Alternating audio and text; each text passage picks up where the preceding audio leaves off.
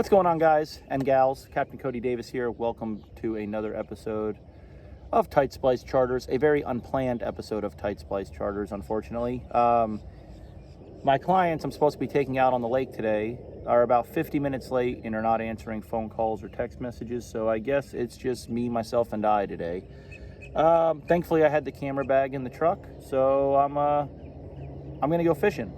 Any of you that are thinking about possibly booking a trip with me in the future, soon, what have you, if you ever have to cancel or reschedule a trip, just call me, just text me. Something came up. I'm sick. With everything going on in the world right now, it's understandable, and even prior to all this, stuff happens.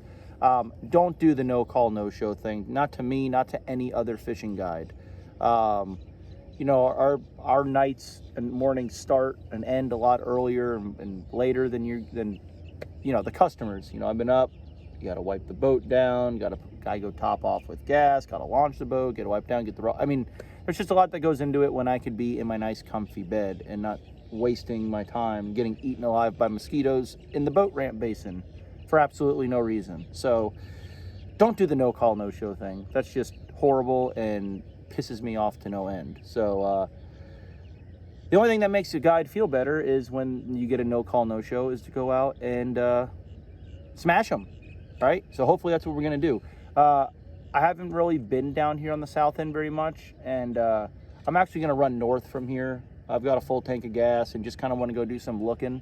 So I'm gonna run up towards Clewiston a little bit and kind of walk you guys through what I'm looking for, what I'm looking at, and we'll just try to make some good out of this and make a good video for you guys. So I appreciate you guys watching. Cool weather's approaching. Lake Okeechobee is going to fire off this fall. I'm just telling you, and spring. The next 6 months should be ridiculously good, and I'm not just saying that. So sun's coming up. I'm gonna go take advantage of some decent weather before the water starts boiling. So I'll see you guys out there.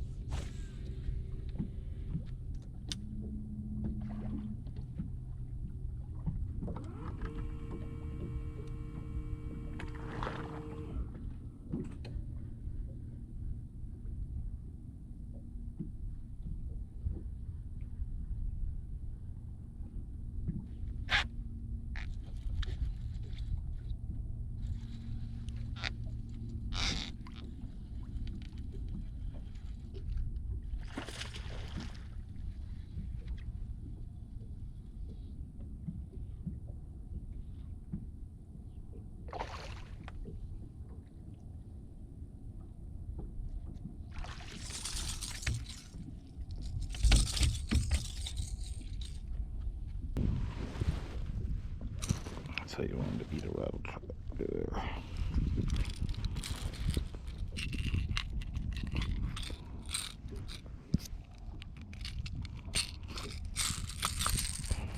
That's not a bad one. Nice shad eater.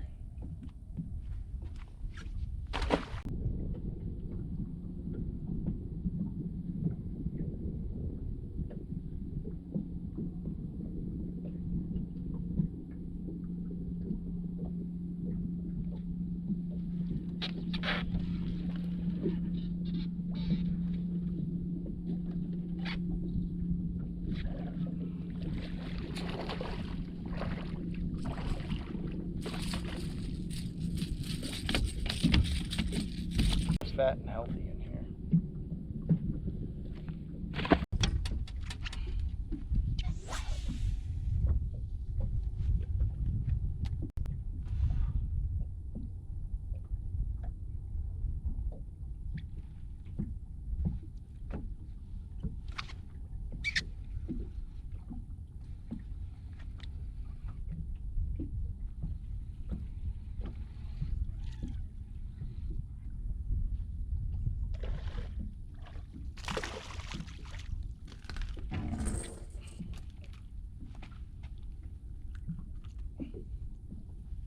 Not a big one, but man, they're fat.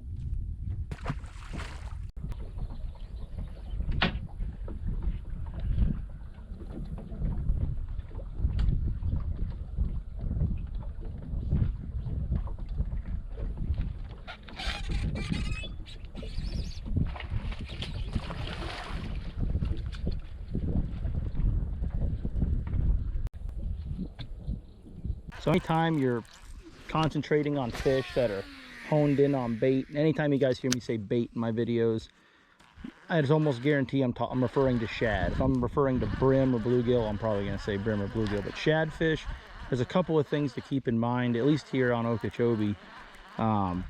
One is timing. That's a better one. Yeah. Something's wrong with my reel. I have stock hooks on here.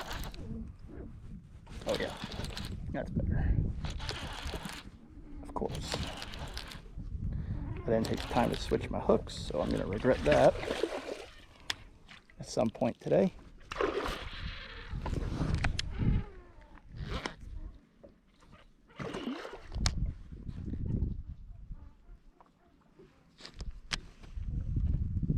Got it too long to go. There we go.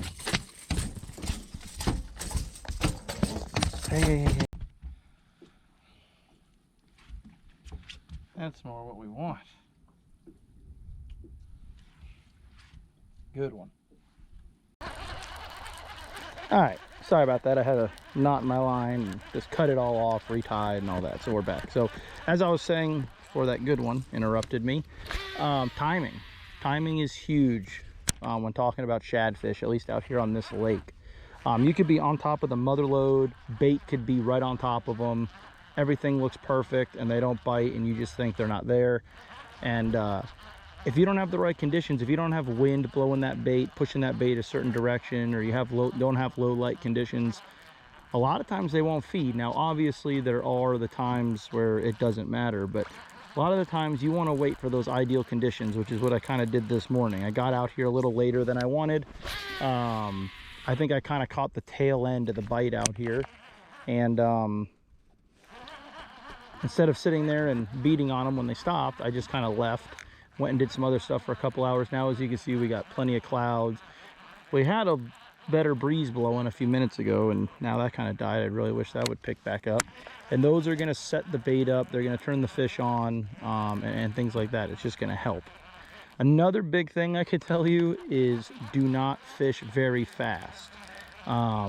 Not because you might fish over them, but what'll happen a lot of times is those fish are not firing, they're not firing, and the closer you get with the boat, sometimes you might spook those shad or the bait or whatnot and cause them fish to react to the bait. You get bit right underneath the boat, you power pull down thinking you found the school, and you have, but now you're power pulled down literally on top of them. Happened to me the other day. So I really like to just creep along, take my time. If I feel like I've just power pulled down on top of them, a lot of times I'll pull up, do a big old circle, give them 15 minutes to kind of regroup and come back and set off of that spot.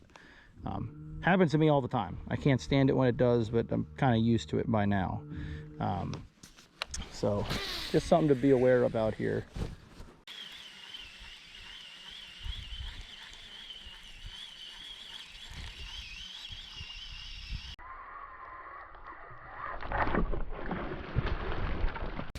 That was cool. I mean, watched him just slow motion. I wonder if you guys could see that on the GoPro. That was pretty cool. Not a big one, but that was badass.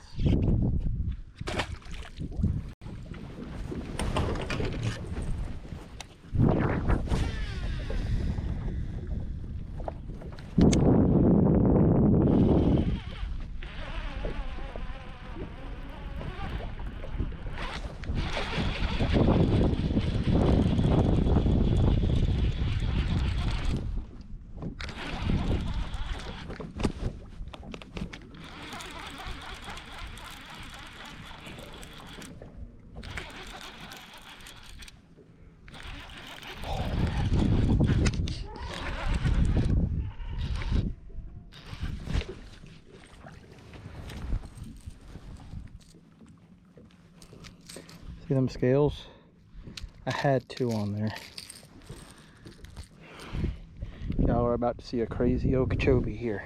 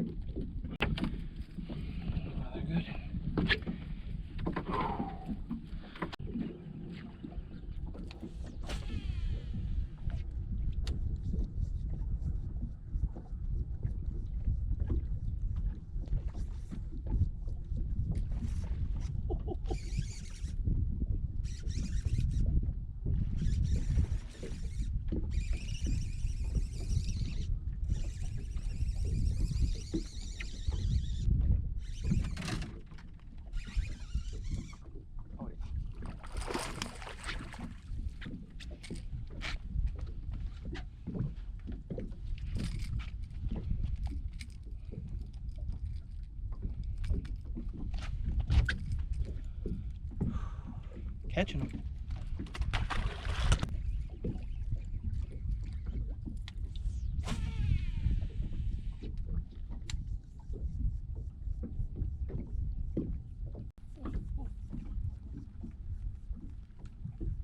All over.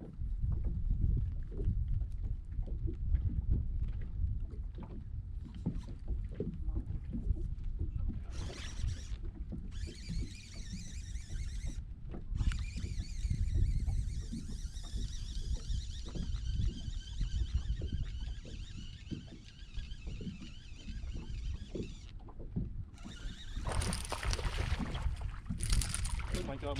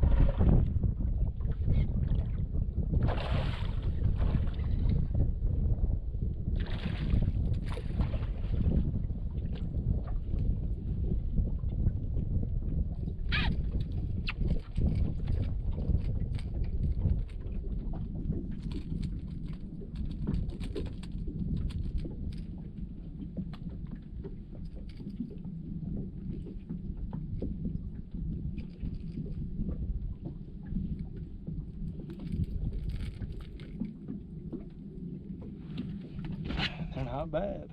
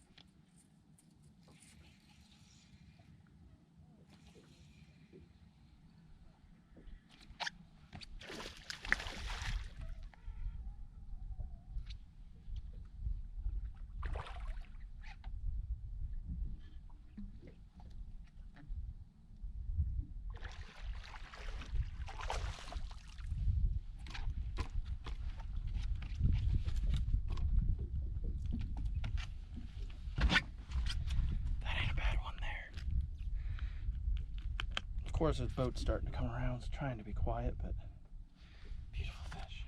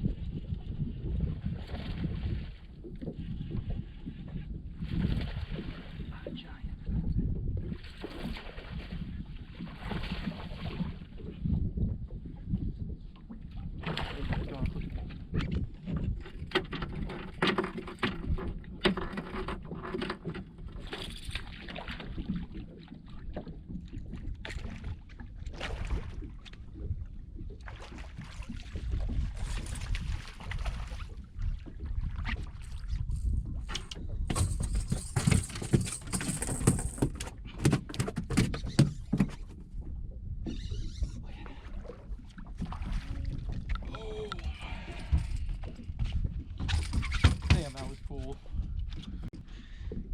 Number 2. Good. First one. Not a bad one.